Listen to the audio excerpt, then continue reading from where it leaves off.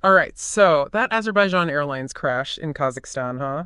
You've been seeing it all over the news, right? Yeah, a lot of folks are scratching their heads on this one. Tons of questions, and we're going to try to unpack some of those for you. We've got this article here.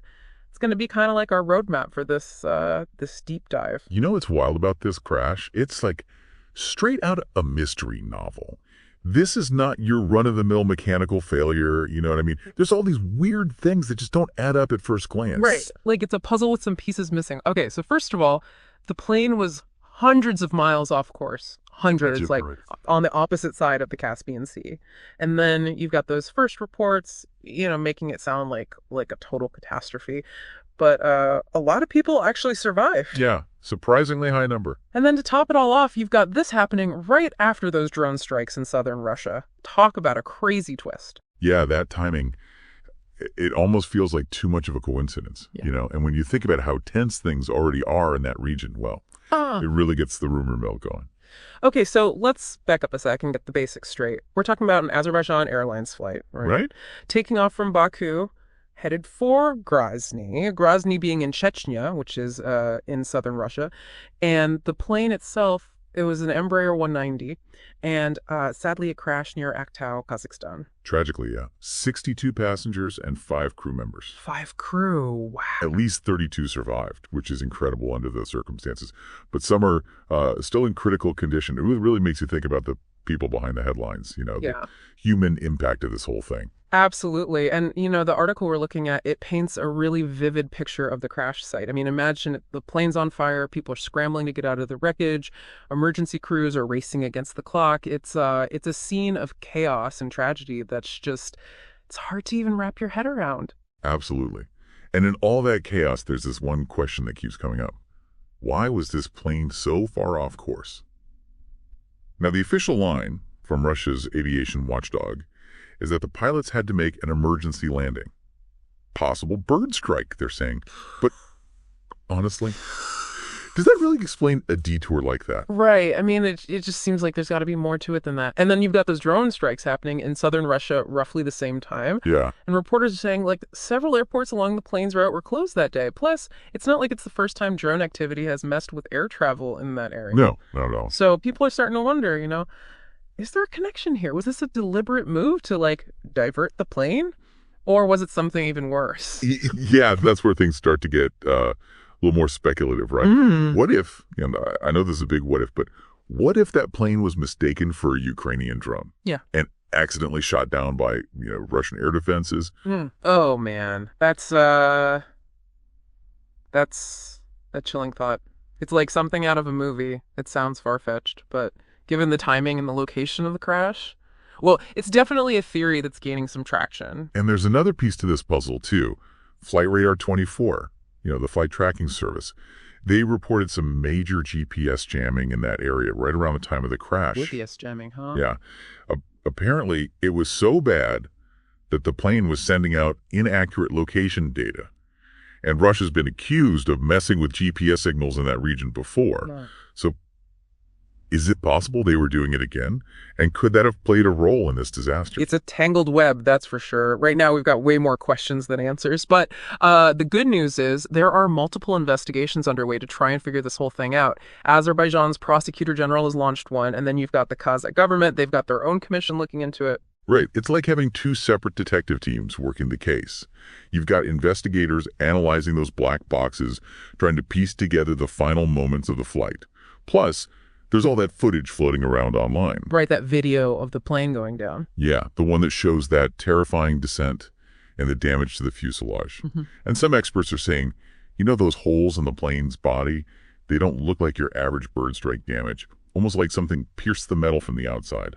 Now that you mention it, the article did say something about those holes being kind of strange. And there was that detail about the plane's descent, too. It wasn't a gradual loss of altitude, right? It was more Like a sudden drop. Exactly, like it was forced down. It's kind of creepy, isn't it? Yeah, it really is. It just goes to show how complicated these investigations can be.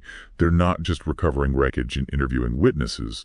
They're trying to reconstruct a whole chain of events, understand what happened in the cockpit, put together a puzzle where some of the pieces might be missing entirely.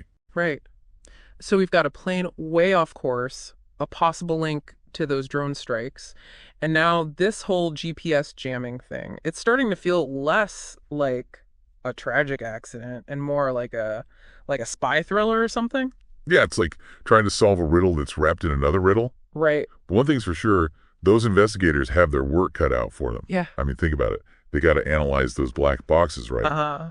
Go through all that wreckage that's scattered across the crash site, interview any witnesses they can find, and then they have to compare all that data against radar readings, weather reports. I mean, who knows what else? It's kind of mind-boggling, isn't it? Like the answer to what happened, to what actually brought that plane down, could be like hidden in some tiny microchip or like a faint blip on a radar screen. Yeah, exactly. It's like finding a needle in a haystack, except the haystack is made of data and like airplane parts. And speaking of airplane parts, those holes in the fuselage, those are pretty interesting, right? Yeah. I mean, could a bird strike really cause that much damage? Yeah. I was just thinking the same thing. Remember how we talked about that steep descent? Yeah. What if those holes weren't from the impact, when the plane hit the ground? What if it was something that happened while it was still in the air? Like, what if something actually hit the plane? From the outside. Yeah. Ooh, that's a scary thought. If that's true, I mean... That changes everything, doesn't it? It changes everything. Think about it. Yeah. A civilian airliner mistaken for a drone and shot down. That's like nightmare stuff. And the political fallout, I mean, wow. It would be huge. Huge. An incident like that could, escalate tensions between Russia and Ukraine to a whole other level. Could even drag other countries into the conflict. It'd be like a ripple effect across the whole region. And what about air travel? Oh, yeah. If it turns out that civilian planes are, at risk of being shot down, that would shake people's confidence in flying big time, especially over conflict zones. Yeah. People might start thinking twice about flying altogether. Yeah, it could have a really chilling effect on international travel. And it would raise some serious questions about the rules of engagement in war, the accuracy of those identification systems they use, and the measures in place to protect civilian planes, especially in these hot zones. We're talking about a domino effect here. Yeah. Huge consequences. But hold on, before we get too carried away. Yeah. It's important to remember that, these are all still just theories. We need to wait for those investigations to rack up before we jump to any conclusions. Right, of course. But even if this turns out to be a tragic accident, it's still a reminder of how connected everything is. What might seem like an isolated event, halfway across the world, can actually be tied to, this huge web of global events and political tension. It's like that butterfly effect thing, right? Yeah. One little flap of a butterfly's wings can cause a hurricane on the other side of the planet. Except here, we're talking about drones and missiles and, international relations. Exactly. And it just goes to show how quickly things can escalate in a conflict zone. One misunderstanding, one miscalculation, even a technical glitch could have disastrous consequences. It's a pretty sobering thought, isn't it? It is. It makes you appreciate how fragile things really are. But okay, let's switch gears for a second. We've been talking a lot about the technical stuff and the geopolitical stuff. Yeah. But we can't forget about the human cost of all this. Absolutely. We have to remember that those 67 people on that plane, they weren't just statistics, right? They were individuals. They had families, friends, dreams. They had lives that were cut short. The article mentions how Azerbaijan's President Aliyev, he actually cut short his trip to Russia and declared a national day of mourning for the victims. And the country's first lady, Mehriban Aliyev, who's also the vice president, by the way, she issued a statement expressing her condolences to the families. Yeah. It's just a reminder that behind every headline, there are real people dealing with real grief Right. and trying to find answers. And even for the people who survived this, the trauma of that experience, It's going to stick with them. it's going to stick with them, yeah. It's hard to imagine what they went through in those final moments. Absolutely. And for the families of the people who were lost, I mean, the grief and the search for answers, Yeah. it's got to be unbearable. It's a powerful reminder that these things, these breaking news stories we see flashing across our screens every day, they're not just, abstract events. Yeah. They have real human consequences. I was thinking about those holes in the fuselage again, Yeah. and that footage of the plane going down. Mm-hmm. Makes you wonder what it must have been like up in the cockpit in those last few moments. Oh, man. The fear, the confusion. Trying to regain control. Desperately trying to regain control. Knowing that all those lives are in your hands. That's a lot to carry. It Mhm. really makes you appreciate the skill and the training that those pilots have, that so many people were able to survive this. That's true. They're called upon to make, split-second decisions under immense pressure. And in this case, those decisions might have saved lives. Absolutely. So while we're waiting for the official results of the investigation, I think it's important to remember that, to acknowledge the bravery and the professionalism of those pilots. So we've talked about a lot here. A plane crash, way off course, possible drone strikes, GPS jamming, those strange holes in the plane. It's a lot to take in. But here's the big question. What does all this mean for you? Why should you, sitting here listening to us, care about a plane crash that happened, halfway around the world? It's a good question, and it's one we should all be asking ourselves. I think on a basic human level, this tragedy shows us just how vulnerable we all are. This wasn't just some news story. It was a plane full of people with hopes and dreams and families just like ours. It really makes you think about how fragile life is, how tragedy can strike anyone, anywhere, at any time. You're right. It's easy to get caught up in all the political stuff or the technical details of the investigation, but at the end of the day, this was about people who lost their lives. And that's something we should never forget. Absolutely.